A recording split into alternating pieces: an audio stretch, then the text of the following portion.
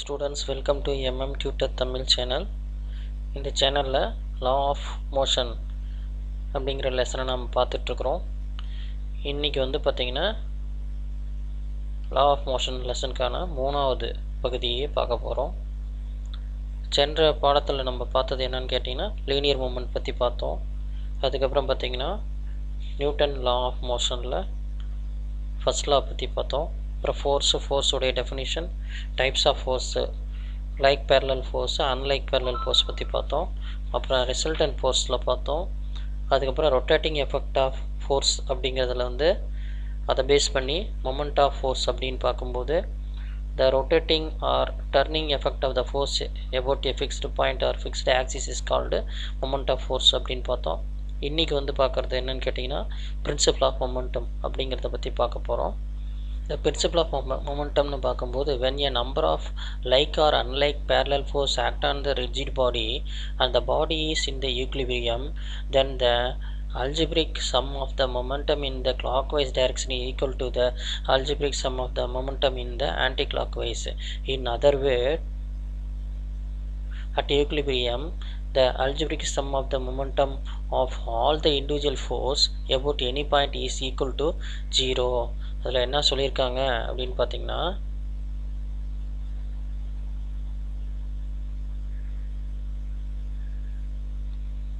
சமநிலையில் உள்ள ஒரு பொருள் ஒன்றின் மீது சமமதிப்போ அல்லது சம மதிப்பற்ற விசை இணையாகவோ எதிர் இணையாகவோ செயல்பட்டால் அப்பொருளின் மீது செயல்படும் மொத்த வலஞ்சுழி திருப்புத்திறன் மொத்த இடஞ்சுழி திருப்புத்திறனுக்கு சமம். அதாவது கிளாக்வைஸ் டைரக்ஷன் ஆன்டி கிளாக் டைரக்ஷனுக்கு சமம்.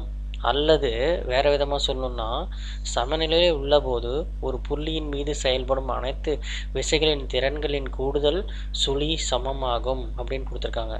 இப்போ இங்கே பாருங்கள், momentum in clockwise direction equal to momentum in anti clockwise direction அப்படின்னு கொடுத்துருக்காங்க. இப்போ இந்த ஷீசாவை எடுத்துக்கிறோம். அதாவது இதுக்கு பேர் என்னன்னு பார்த்தீங்கன்னா ஏற்றப்பலகை, குழந்தைங்க விளையாடுறதுக்கான ஏற்றப்பலகை. இந்த பாயிண்ட்டுக்கு பேர் என்னன்னு பார்த்தீங்கன்னா பீவட் அப்படின்னு, பாயிண்ட் ஆஃப் பீவட்னு சொல்கிறோம். அதாவது ஆதார புள்ளி அப்படின்னு சொல்லக்கூடியது. இந்த பகுதியில் இது வந்து மையத்தில் இருக்குன்னா இது ரெண்டுமே சமநிலையில் இருக்கும். இப்போ இங்கே சொல்லியிருக்காங்க இல்லையா கிளாக்வைஸ் டைரக்ஷன் ஆன்டி கிளாக்வைஸ் டைரக்ஷன்னு. இப்போ இந்த எண்டுக்கும் ஏபி அப்படின்ற பாயிண்ட் வச்சுக்கிட்டிங்கன்னா ஏ பாயிண்டில் இருக்கக்கூடிய இந்த போர்ஷனில் விசையானது என்ன பண்ணுது அப்படின்னு கேட்டிங்கன்னா கீழ் நோக்கி தள்ளுது. அப்போ கீழ் நோக்கி தள்ளும்போது இது எப்படி சொல்லுதுன்னா இந்த டைரெக்ஷனில் சொல்லுது. அதை சிம்பிளாக சொல்லணும் அப்படின்னு பார்த்தீங்கன்னா இதுதான் ஒரு ஷா அப்படின்னு எடுத்துங்க. கீழே இந்த மாதிரி ஒரு ஆதார புள்ளி இருக்கக்கூடிய இடம், இங்கே வந்து ஒரு ஃபோர்ஸ் மேலே வைக்கிறேன். அதே மாதிரி இந்த சைடும் ஒரு ஃபோர்ஸ் வைக்கிறேன், ஏதாவது ஒரு பொருள் வைக்கிறோம். இப்போ இது என்ன ஃபோர்ஸ் ஆக்ட் பண்ணும் அப்படின்னு பார்த்தீங்கன்னா இது எந்த டைரெக்ஷனில் ஆக்ட் பண்ணும், இந்த டைரெக்ஷனில் இப்படி கீழ் நோக்கி தள்ளும். அப்போ இது கீழ் நோக்கி தள்ளும்போது இது எப்படி சொல்லுது அப்படின்னு பார்த்தீங்கன்னா இது ஆன்டி கிளாக் வைஸில் இது ரொட்டேட் ஆகுது. அதே மாதிரி இந்த பொருள்லேருந்து இங்கே ஒரு ஃபோர்ஸை ஜென்ரேட் பண்ணுது. இந்த ஃபோர்ஸ் எப்படி கீழ் நோக்கி தள்ளும், இப்படி இந்த டைரெக்ஷனில் தள்ளும். இந்த டைரெக்ஷனில் தள்ளும்போது அது எப்படி ரொட்டேட் ஆகுது அப்படின்னு பார்த்தீங்கன்னா இது கிளாக் வைஸில் ரொட்டேட் ஆகுது. இது ரெண்டும் ஈக்குவல் ஃபோர்ஸை கொடுத்தா மட்டும்தான் இந்த சாவானது என்ன பண்ணும், ஈக்குலிபிரியமாக இருக்கும். அதர்வைஸ் இங்கே வந்து 10 kg இங்கே 10 kg வச்சுருக்கேன்னு வச்சுங்க. இப்போ என்ன ஆகும் அப்படின்னு பார்த்தீங்கன்னா ஈக்குலிபிரியமாக இருக்கும். இப்போ இந்த இடத்துல வந்து நான் 20 kg வச்சுட்டேன். அப்போ என்ன ஆகும் அப்படின்னு பார்த்தீங்கன்னா ஷாவுடைய பொசிஷன் இப்படி மாறிடும். இப்போ இங்கே எவ்வளோ இருக்குது அப்படின்னு பார்த்தீங்கன்னா 10 kg இருக்குது. அப்போ இந்த ஃபோர்ஸ் வந்து இதை கீழ் நோக்கி தள்ளிடுச்சு.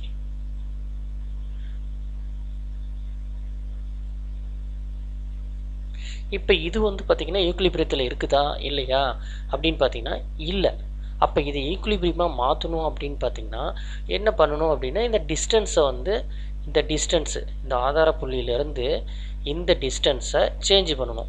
சேஞ்ச் பண்ணி அது வந்து சமநிலைக்கு வரக்கூடிய நிலைப்பாட்டுக்கு நம்ம வைக்கணும். அப்போ இந்த ஃபோர்ஸுக்கு பேர் என்ன அப்படின்னா F1, இது வந்து பார்த்திங்கன்னா F2. இப்போ இந்த டிஸ்டன்ஸ் இருக்கு இல்லையா, இது வந்து பார்த்திங்கன்னா d2, இந்த டிஸ்டன்ஸ் வந்து d1. இப்போ இந்த f1 d1 f1ஐயும் d1ஐயும் பெருக்கணும்னா நமக்கு இதனுடைய மொமெண்டம் தெரிஞ்சிடும். அதே மாதிரி f2வும் d2வும் இருந்தால் சேர்ந்துடும். இந்த இடத்துல என்ன சொல்லியிருக்காங்க, momentum in clockwise direction equal to momentum in anti clockwise அப்படி சொல்லியிருக்காங்க. அப்போ நமக்கு இந்த ஈக்குலிபிரியம்மா நிற்கணும் அப்படின்னா இந்த டிஸ்டன்ஸை சேஞ்ச் பண்ணி இந்த ஃபோர்ஸ் ஆக்ட் பண்ணுற இதுவும் இந்த ஃபோர்ஸினுடைய இதுவும் ஈக்குவலண்ட்டாக இருக்கிற மாதிரி டிஸ்டன்ஸை சேஞ்ச் பண்ணி நம்ம இதை சமநிலைக்கு கொண்டு வரணும். இதுதான் இதில் இருக்கக்கூடிய தத்துவம். திருப்புத்திறன் தத்துவப்படி குறிப்பிடும்போது சமநிலையுள்ள பொருள் ஒன்றின் மீது சம மதிப்புள்ள அல்லது சம மதிப்பற்ற விசைகள் இணையாகவோ அல்லது எதிர் இணையாகவோ செயல்பட்டால் அப்பொருளின் மீது செயல்படும் மொத்த வலஞ்சுழி திருப்புத்திறனும் மொத்த இடஞ்சுழி திருப்புத்திறனும் சமமாக இருக்கும். இதையே மறுமுறையில் வேறு விதமாக கூறும்போது சமநிலையில் உள்ள போது ஒரு புள்ளியின் மீது செயல்படும் அனைத்து விசைகளின் திருப்புத்திறன் கூடுதல் சுளுக்கி சமமாகும். இதை எப்படி விளக்கலாம் அப்படின்னு பார்த்தீங்கன்னா, இதுக்கு முன்னாடி என்ன சொல்லியிருக்காங்க, வலஞ்சுழியாக இருப்பின் எதிர்குறியாகவும் இடஞ்சுழியாக இருப்பின் நேர்குறியாகவும் கொல்லப்படும் சொல்லியிருக்காங்க. இப்போ இந்த இடத்துல இடஞ்சுழி திருப்புத்திறனுக்கு என்ன, f1 ஃபோர்ஸோட இது வந்து f1, தொலைவு வந்து d1. அதே மாதிரி வலஞ்சுழி திருப்புத்திறன் வந்து ஃபோர்ஸ் வந்து f2, டிஸ்டன்ஸ் வந்து d2. இது ரெண்டும் வந்து எதை பேஸ் பண்ணி இருக்குது அப்படின்னா, ஆதார மையம் Pயிலிருந்து d1 இயங்கும் தொலைவில் இயங்கும் விசை f1 இடப்பக்க சுழற்சியினையும் ஆதார மையம் Pயில் உள்ளது இருந்து d2 தொலைவில் இயங்கும் விசையானது f2 வலப்பக்க சுழற்சியும் ஏற்படுத்துகிறது. அப்படி பார்க்கும்போது பார்த்திங்கன்னா வலஞ்சுழி எதிர்குறியீடும் இடஞ்சுழி வந்து நேர்குறியீடும் இருக்கும்போது -f2 × d2 ப்ளஸ் இது இந்த ரெண்டு விஷயம் கூட்டும்போது f1 × d1 = 0 அப்படின்னு வரும்போது பார்த்தீங்கன்னா 0ன்னு சொல்லிக்கோங்க. இந்த விதி பொருந்தது இல்லையாங்க, அந்த திருப்புத்திறன்களின் கூடுதல் வந்து சுளுக்கி சமம். இப்போ இதை 0வை இங்கே வச்சுட்டு நம்ம என்ன பண்ணுறோம், f2 × d2 வந்து இந்த மறுமுனை கொண்டு வரும்போது மைனஸாக இருக்கிறது என்ன ஆகும் அப்படின்னா ப்ளஸ்ஸாக மாறிடும். அப்போ f1 × d1ங்கிறது என்ன சொன்னோம், இடஞ்சுழின்னு சொன்னோம். சரிங்களா, இடஞ்சுழியும் வலஞ்சுழி திருப்புத்திறனும் இதில் சமமாக இருக்குது. இதை நம்ம பார்க்க போகிறது Newton's second law of motion, நியூட்டனின் இரண்டாம் இயக்க விதி. அவருடைய விதிப்படி the force acting on the body is directly proportional to the rate of change of linear momentum of the body அப்படின்னு கொடுத்துருக்காரு. அதாவது ஃபோர்ஸ் வந்து அதாவது டைரக்ட்லி ப்ரொபோர்ஷனல் டு, அதாவது எஃப் என்ன பண்ணுது அப்படின்னு பார்த்தீங்கன்னா டைரக்ட்லி ப்ரொபோர்ஷனல் டு mv அப்படின்னு. எம்னு என்ன, ஒரு மாஸ் நிறை கொண்ட ஒரு பொருளின் மீது செயல்படுகிற திசைவேகத்தினால் அதில் ஏற்படக்கூடிய இயக்கம், அது அந்த இயக்கத்தை பற்றி தான், அந்த இயக்கத்துக்கு விசையானது நேர்த்தகவில் அமையும் அப்படின்னு சொல்லியிருக்காரு. அதுக்கடுத்தது பார்த்திங்கன்னா the change in the momentum take place in the direction of the force, அந்த மாற்றம் இருக்கு இல்லையா, அந்த உந்தத்தினால் ஏற்படக்கூடிய மாற்றம், உந்த மாறுபாடு விசையுடைய திசையிலேயே அமையும் அப்படின்னு சொல்லியிருக்காரு. இந்த விதி விசையினுடைய எண்மதிப்பை விளக்குது, அளவிட உதவுது. சரியா, அதனால் இந்த விதிக்கு என்ன பேர்னா விசையின் விதியின் பேர். முதல் விதி என்ன சொல்லியிருந்தாங்க அப்படின்னு பார்த்தீங்கன்னா, முதல் விதி வந்து நிலைமத்தை குறிப்பிட்டதுனால அதை நிலைமை விதி அப்படின்னு சொன்னோம். சரிங்களா, இது வந்து எதை குறிப்பிடுது அப்படின்னு பார்த்தீங்கன்னா, இது வந்து விசையை அளவிட குறிப்பிடுது. இப்போ ஒரு பொருள் இருக்குது, அந்த பொருள் வந்து என்ன பண்ணுது அப்படின்னா ஆரம்பத்தில் தொடக்க திசைவேகம் யூவாக இருக்குது, யூங்கிற திசைவேகத்தில் அது இயங்கிட்டுருக்கு. அது வந்து பி இனிஷியல், அதாவது இனிஷியல் மொமெண்டம் ஆஃப் த பாடி, அந்த பொருளினுடைய தொடக்க உந்தம் அப்படிங்கிறது mu. அதே பொருளானது இறுதியாக என்ன பண்ணுது அப்படின்னு பார்த்தீங்கன்னா, அது வந்து ஒரு திசைவேகத்தை பெற்றிருக்கு, திடீர்னு ஒரு திசைவேக மாறுபாடு ஏற்பட்டிருக்கு. அந்த திசைவேக மாறுபாடு தான் final momentum of the body, pf = mv அப்படின்னு சொல்கிறோம். இந்த திசைவேக மாறுபாடு இருக்கு இல்லையா, அதை என்ன சொல்கிறோம் அப்படின்னு பார்த்தீங்கன்னா டெல்டா p = pf - p1. இப்போ F உடைய வேல்யூ என்ன mv, I உடைய வேல்யூ என்ன mu. இது ரெண்டையும் நியூட்டனுடைய இரண்டாவது விதியில் நம்ம அப்ளை பண்ணுறோம். விசையானது உந்த மாறுபாட்டு விதத்துக்கு நேர்த்தகவில் அமையும்னு சொல்லியிருக்கு. இந்த மாறுபாட்டு விதத்துக்கு நேர்த்தகவில் அமையும். அப்போ F directly proportional to change of momentum by என்னது நேரத்தில் ஒரு குறிப்பிட்ட கால அளவில் அது நேர் விகிதத்தில் இருக்குது. அப்படிங்கிறப்ப அந்த கால விதத்துக்கு என்ன வேல்யூனா t. மேலே சேஞ்ச் இன் மொமெண்டத்துக்கு என்ன mv மைனஸ் mu அப்படின்னு கண்டுபிடிச்சிருக்கோம். அப்போ டைரக்ட்லி ப்ரொபோர்ஷனல் டு அந்த டைரக்ட்லி ப்ரொபோர்ஷனலுக்கு என்ன வேல்யூ கொடுத்துருக்கோன்னா k. இது வந்து கான்ஸ்டன்ட், இது வந்து ஒரு மாறாத மதிப்பு. ப்ரொபோர்ஷனல்ட்டு இருக்குது, கான்ஸ்டண்ட்டாக இருக்கும். அதுக்கு வேல்யூ 1ன்னு போட்டு இது ரீடிங் எடுத்துக்கணும். அப்போ பார்க்கும்போது 1ஆல் இதை மல்டிபிள் பண்ணும்போது அதே வேல்யூ தான் வருது. அப்போ F = m இன்ட்டு இந்த எம்மை மட்டும் வெளியே எடுத்துகிட்டு v மைனஸ் யூன்னு போட்டாச்சு. காலத்தை என்ன டீன்னு கொடுத்துருக்குது. அதாவது அந்த சேஞ்சஸ் இன் மொமெண்டம் இருக்குல்ல, அது t கால வினாடிகள் இருக்கால F = m into v minus you அப்படின்னு ஈக்குவேஷன் ஃபார்ம் ஆகுது. இப்போ நமக்கு முன்னாடியே படிச்சிருப்போம். ஆக்சலரேஷன் அப்படின்னா என்ன அப்படின்னா முடுக்கம்னு சொல்கிறது. முடுக்கம் அப்படின்னா எப்படி நம்ம உணர்வோம் அப்படின்னு பார்த்திங்கன்னா, நம்ம வந்து இப்போ சைக்கிளில் போயிட்டுருக்கோம், திடீர்னு வந்து ஸ்பீடாக போகணும் அப்படின்னா கொஞ்சம் ஃபோர்ஸாக பெடல் அமுத்தும்போது நம்மளுடைய வேகத்தில் மாறுபாடு ஏற்படும். அதை தான் ஆக்சலரேஷன் அப்படின்னு சொல்கிறோம். இன்னும் பைக்கிலலாம் சொன்னால் ஆக்சிலேட்டரை முறுக்குங்க அப்படிம்பாங்க. ஆக்சிலேட்டரை முறுக்கணும்னா என்ன அர்த்தம்? வேகம் அதிகரிக்குதுன்னு அர்த்தம். அந்த ஆக்சலரேஷன் அதுக்கு என்ன ஃபார்முலானா சேஞ்ச் இன் வெலாசிட்டி. வெலாசிட்டினா திசைவேகத்தில் ஏற்படக்கூடிய மாற்றம். திசைவேகத்தில் மாற்றம்னா இறுதி திசைவேகம் மைனஸ் தொடக்க திசைவேகம் தான் வந்து திசைவேகத்தில் மாற்றம். எப்போ நடந்தது? ஒரு கால வினாடியில். அப்போ a = v minus u by t அப்படிங்கிறது தான் ஆக்சலரேஷனை குறிக்குது. அப்போ இந்த இடத்துல v மைனஸ் u பை tக்கு பதிலாக ஏவே இங்கே சப்ஸ்டியூட் பண்ணுறோம். அப்போ F = m இன்ட்டு a அப்படின்னு வருது. அதாவது ஃபோர்ஸ் = மாஸ் இன்ட்டு ஆக்சலரேஷன் அப்படின்னு சொல்கிறோம். சீரான திசைவேகத்தில் நகரும் பொருளினை தொடர்ந்து நகர்த்த புறவிசை எதுவும் தேவையில்லை. No external force is not ரிக்வயர்டுன்னு கொடுத்துட்டாங்க. புறவிசை தொகுப்பையின் மதிப்பு சுழி இல்லை எனில் திசைவேக மதிப்பில் உறுதியாக மாற்றம் இருக்கும். அந்த தொகுப்பையின் மதிப்பு சுழியாக இல்லைன்னா அந்த திசைவேகத்தில் மாற்றம் இருக்கும். உந்த மாற்றமானது விசையின் திசையிலேயே அமையும். உந்த மாற்றம் வந்து விசையினுடைய திசையில் தான் அமையும். இதுதான் லா சொல்லுது. இம்மாற்றமானது அதன் எண் மதிப்பிலோ திசையிலோ அல்லது இவை இரண்டிலுமோ ஏற்படலாம். விசையின் முடுக்கத்தை ஏற்படுத்துகின்ற ஒரு சீரான வட்ட இயக்கத்தில் உள்ள பொருளின் திசைவேகத்தின் எண்மதிப்பு மாறிலியாகும். ஒரு வட்ட இயக்கத்தில் இருக்குது அப்படின்னா அது வந்து அதனுடைய சர்க்குலர் மோஷனில் இருந்துச்சுன்னா அதோடைய எண்மதிப்பு மாறாத மதிப்பாக இருக்கும். இருப்பினும் பொருளானது வட்டப்பாதையில் ஒவ்வொரு புள்ளியிலும் தன் திசையினை தொடர்ந்து மாற்றிக்கொள்வதால் திசைவேக மாறுபாடு ஏற்படுகிறது. அப்படியே வட்ட இயக்கத்தில் இருந்தாலும் அது வந்து ஒவ்வொரு பாயிண்ட்லேயும் அது தன்னுடைய வெலாசிட்டி சேஞ்ச் பண்ணிச்சு அப்படின்னா ஒரு ஆக்சலரேஷன் ஏற்படுது.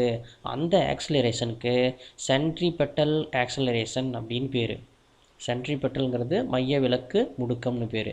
இந்த முடுக்கம் உருவாகிறதுக்கு காரணமாக ஒரு விசை இருந்துச்சு. அந்த விசைக்கு பேர் என்னென்னா மைய விலக்கு விசை அப்படின்னு பேர்.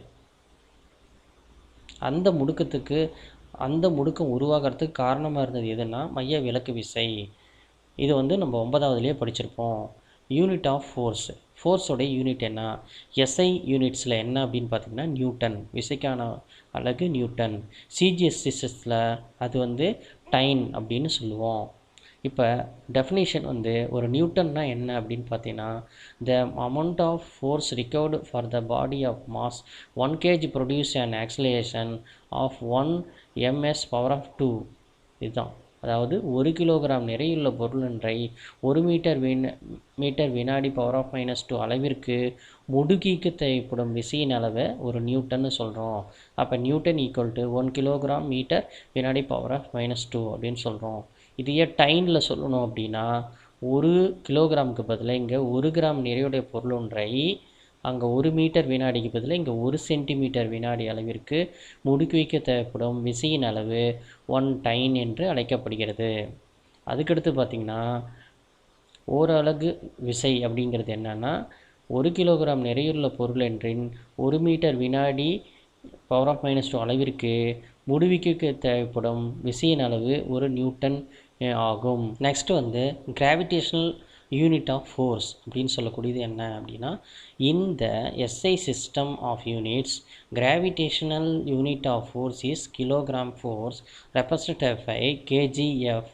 In the CGS system, its unit is gram force represented by GF.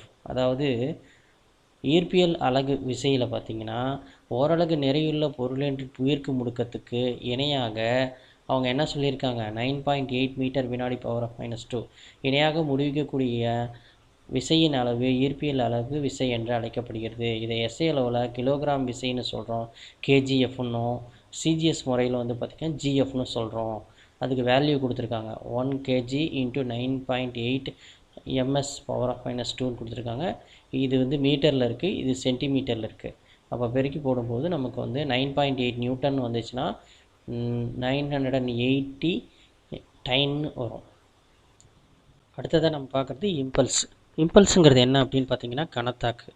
அதாவது a large force acting for a very short interval of time is called impulsive force அப்படின்னு சொல்கிறோம். கணத்தாக்குக்கு பார்த்தீங்கன்னா ஒரு ஃபார்முலா கொடுத்துருக்கேன், இம்பல்ஸு J = F × T. இது வந்து பார்த்திங்கன்னா Newton second லாவை விதிப்படி தான் இதுவும் இருக்குது.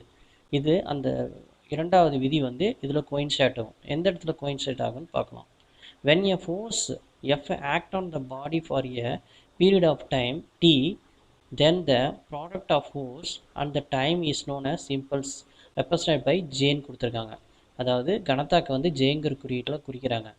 F என்ற விசை T கால அளவில் ஒரு பொருள் மீது செயல்பட்டால் ஏற்படும் கணத்தாக்கு Jயின் மதிப்பு விசை மற்றும் கால அளவின் பெருக்கல் பலனுக்கு சமமாக இருக்கும். இந்த கணத்தாக்கினுடைய மதிப்பு எதுக்கு சமம்னா விசை மற்றும் கால அளவிற்கு அப்படின்னு. இப்போ நியூட்டன் லா படி பார்த்தீங்கன்னா F = ma அப்படின்னு நம்ம பார்த்துருப்போம். F = maங்கிறது தான் வந்து நியூட்டனுடைய செகண்ட் லா. ஓகேவா? இப்போ இந்த இடத்துல எங்கே இதாகுதுன்னு பார்த்தீங்கன்னா, இங்கே சேஞ்ச் இன் மொமெண்டம்னு ஒரு வார்த்தை, டெல்டா பி = உந்தம், அதாவது ஃபைனல் மொமெண்டமத்தையும் இனிஷியல் மொமெண்டத்தையும் உள்ள டிஃப்ரென்ஸு வேறுபாடு தான் வந்து டெல்டா பி அப்படின்னு சொல்லுது, சேஞ்ச் இன் மொமெண்டம்னு. அந்த சென்ஸ் வந்து இங்கே வந்திருக்கு பாருங்கள். Force F = delta p by t அப்படின்னு கொடுத்துருக்காங்க. அதாவது டெல்டா பி என்பது என்னென்னா டி கால இடைவெளியில் உந்தத்தில் ஏற்படக்கூடிய மாற்றம். அதை தான் முன்னாடியே பார்த்தோம். அப்போ இந்த ஃபார்முலாவை அப்படியே டெல்டா பியை மட்டும் இந்தாண்ட வச்சுக்கிட்டு டி அந்தாண்ட போனால் இந்தாண்ட வகுத்தலாக இருக்கக்கூடிய டி வந்து இந்தாண்ட வந்தால் பெருக்கலாக மாறும். அப்போ இந்த ரெண்டு ஃபார்முலாவிலையும் 1.7 1.8 அதையும் வச்சு பார்க்கும்போது J = டெல்டா பி ஈக்குவலண்ட்டாக இருக்குது. இப்போ இந்த ஃபார்மும் பாருங்கள் ஒரே மாதிரி இருக்குது. ஓகேவா? ஃபோர்ஸ் இன்ட்டு டி, இதுலேயும் பார்த்தீங்கன்னா ஃபோர்ஸ் இன்ட்டு டி. அப்போ J = force into t, delta p = force into t. அப்போ இது ரெண்டுக்குமே தொடர்பு இருக்குது. அதனால் J = இதுக்கு இது சமம். கணத்தாக்கு என்பது எதுக்கு சமம்? உந்த மாறுபாட்டுக்கு சமம். Impulse is also equal to magnitude of change in momentum. இதனோட யூனிட் என்ன அப்படின்னு பார்த்தீங்கன்னா கிலோகிராம் மீட்டர் வினாடி பவர் ஆஃப் -1 அல்லது நியூட்டன் வினாடி அப்படின்னு பேர். சரி, இந்த கணத்தாக்கு வந்து பார்த்திங்கன்னா ரெண்டு வகையில் ஏற்படலாம். எப்படி ரெண்டு வகையில் ஏற்படலாம் அப்படின்னா, முன்னாடி வந்து ஒரு லார்ஜ் ஃபோர்ஸு ஷார்ட் டிஸ்டன்ஸில் பிரேக் ஆகுது. இன்னும் தெளிவாக சொல்லணும் அப்படின்னு பார்த்தீங்கன்னா, ஒரு பையன் ரோட்டில் போயிட்டுருக்கிறான், திடீர்னு குறுக்கால போகிறான், ஒரு கண்டெய்னர் வருது, வந்தோடனே ஷார்ட் டிஸ்டன்ஸில் டிரைவர் பார்த்துட்டு பிரேக் அப்ளை பண்ணுறாரு. அந்த க்ளோஸ் டிஸ்டன்ஸில் அதை நிறுத்துறாரு. அது இதுக்கு கணத்தாக்குக்கு உதாரணம். சரியா? அதாவது இம்பல்ஸுக்கு உதாரணம். A large force acting for a short period of time. சரி, அதாவது பொருள் மோதல் காலம் புரியும் போது அப்பொருளின் மீது செயல்படும் கணத்தாக்கு விசையின் மதிப்பு அதிகம்னு சொல்லியிருக்காங்க.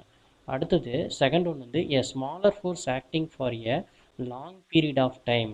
இது பார்த்திங்கன்னா நீங்கள் ஜிம்னாஸ்டிக்லாம் இருக்குது இல்லையா, அதில் பாருங்கள் அவங்க ஜம்ப் பண்ணுவாங்க. ஜம்ப் பண்ணி கீழே லேண்ட் ஆகிறப்ப பார்த்திங்கன்னா அங்கே மெத்த மாதிரி குஷனில் அடுக்கி வச்சுருப்பாங்க.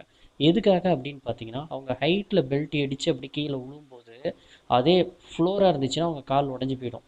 அந்த ஃபோர்ஸ் முழுக்க தரையில் படும்போது தரையும் வந்து ஒரு ஆப்போசிட் ஃபோர்ஸை க்ரியேட் பண்ணுறப்ப அவங்களுக்கு போன் பிரேக்கேஜ் ஆகும். ஆனால் இப்போ இந்த குஷன் போடும்போது என்ன ஆகுது அப்படின்னா அவங்க அந்த ஃபோர்ஸை ஆக்ட் ஆகிற டைமை வந்து அது எக்ஸ்டெண்ட் பண்ணி தருது. A small force acting for a long period of time. பொருள் மோதல் கால மதிப்பு அதிகமாகும் போது அப்பொருளின் மீது செயல்படும் கனத்தாக்கு விசையின் மதிப்பு குறையும். இதை இன்னும் ஒரு சில உதாரணங்கள் நம்ம கொடுத்துருக்காங்க. என்ன அப்படின்னு பார்த்தீங்கன்னா, automobile are fitted with spring and shock absorber to reduce jerk while moving on a uneven roads. அதாவது சீரற்ற பரப்பு இருக்கிற ஒரு ரோட்டில் வந்து சைக்கிளில் ட்ராவல் பண்ணுறீங்கன்னு வச்சுக்கோங்க. அப்போ சைக்கிளில் ஓடும்போது ஒரு பள்ளம் மேடு எல்லாத்துலேயும் பண்ணால் இடுப்பில் அடிபடும். அதே மாதிரி கண்டிஷனில் உங்கள் பைக் இருக்குதுன்னு வச்சுங்க, உங்களுதில் ஷாக் அப்சர்வரே இல்லை. அப்போ என்ன ஆகும், அந்த ரோட்டில் போக போக எல்லாமே இடுப்பில் அடி விழுவும். ஆனால் அதுக்கு பதிலாக ஷாக் அப்சர்வர்னு சொல்லக்கூடிய சுருள்வில் அமைப்பு அதிர்வுறிஞ்சி அதில் ஃபிக்ஸ் பண்ணிட்டோம் அப்படின்னா அது நம்மளுடைய அதிர்வுகளை தாங்கும். இது ஒன்று இம்பல்ஸுக்கு உதாரணம். ரெண்டாவது ஒன்று பார்த்தீங்கன்னா, in cricketer a fielder pulls back his hand while catching the ball. ஒரு கிரிக்கெட் வீரர் வந்து வேகமாக வரக்கூடிய பந்தை கேட்ச் பிடிக்கணுன்னா என்ன பண்ணுவாங்க, கையை கொஞ்சம் பின்னோக்கி இழுப்பாங்க. அப்படி இழுத்தா மட்டும்தான் அவங்களால வந்து அந்த மோதல் காலத்தை அதிகப்படுத்தும் போது தான் அந்த பந்தை வந்து லகுவாக அவங்களால பிடிக்க முடியும்.